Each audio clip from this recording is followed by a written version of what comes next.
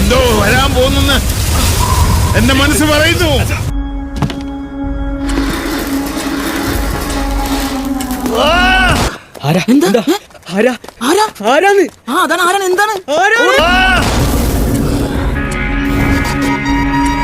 എന്താ സാർ വിശേഷം?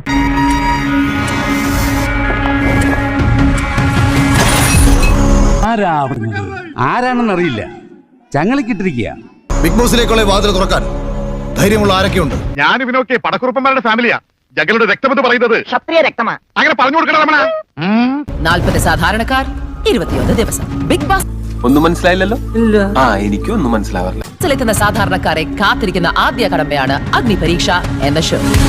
അടുത്ത ആഴ്ചയല്ല, അടുത്ത സീസണിൽ പോലും നിനക്ക് കിട്ടില്ല. ഇനിയാണ് കളി വേറെ റേഞ്ചിലാണ്.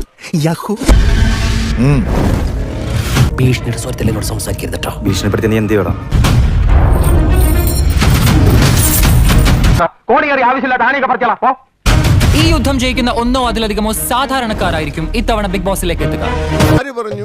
അതെ, ആര് പറഞ്ഞു? ഇങ്ങനെ എന്തെങ്കിലുമൊക്കെ പറയുമ്പോഴേ എന്റെ മനസ്സിനൊരു സന്തോഷം ഉണ്ടാവും.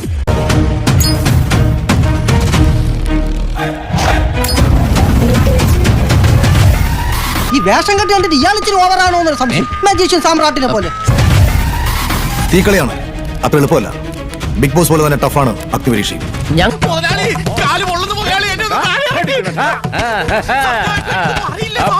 നിങ്ങളും കൂടി ഇതിൽ നിന്നും തിരഞ്ഞെടുക്കുന്നത് ഏറ്റവും മികച്ച മത്സരാർത്ഥികളെ ആയിരിക്കും. അത് ന്യായം. The best of the best. ഇനി ഈ ഷോ കാണാതെ ബിഗ് ബോസ് കാണുന്നവരോട് ഞങ്ങൾക്ക് ഒന്നേ പറയാം. ഇൻട്രോ കാണാതെ ക്ലൈമാക്സ് കണ്ടിട്ട് കാര്യമുണ്ടോ? എന്തിനാ എന്റെ അടുത്ത് പറയുന്നതെന്ന് മനസ്സിലാവാറില്ല. വീരാങ്ക് ടഫ് ആയിരിക്കും, ഇല്ലെങ്കിൽ ഞങ്ങൾ ടഫ് ആക്കും. അയ്യോ, ഇതൊന്നും കേട്ട് നീ പേടിക്കണ്ട. നീ സുഖമായിട്ട് കിടന്ന് ഉറങ്ങിക്കോ. ഇത്തവണ തീപ്പൊരി പാറും, ഇല്ലെങ്കിൽ ഞങ്ങൾ പാറിക്കും. അവന്മാരെന്റെ ചുറ്റും കൂടി വെറുതെ പേടിപ്പിക്കാം. വെറുതെ കാല് പൊള്ളാതെ തീയിലൂടെ നടക്കാൻ കഴിയൂ. ഇതൊക്കെ ഒരു രസമല്ലേ? ഒന്ന് മുട്ടി നോക്കാന്നേ. ഒറ്റയ്ക്ക് നിന്ന് തളരാതെ പൊരുതാൻ കഴിയുമോ? എനിക്ക് വേണ്ടി രമണൻ ഗോദായിലേക്ക് ഇറങ്ങുന്നതാണ്. എങ്കിൽ നിങ്ങളെ കാത്തിരിക്കുന്നത് ഒരു അഗ്നി പരീക്ഷയാണ്. അതെ, സാധാരണക്കാരിൽ നിന്ന് അടുത്ത ബിഗ് ബോസ് താരത്തെ തേടി ഒരു അഗ്നി പരീക്ഷ.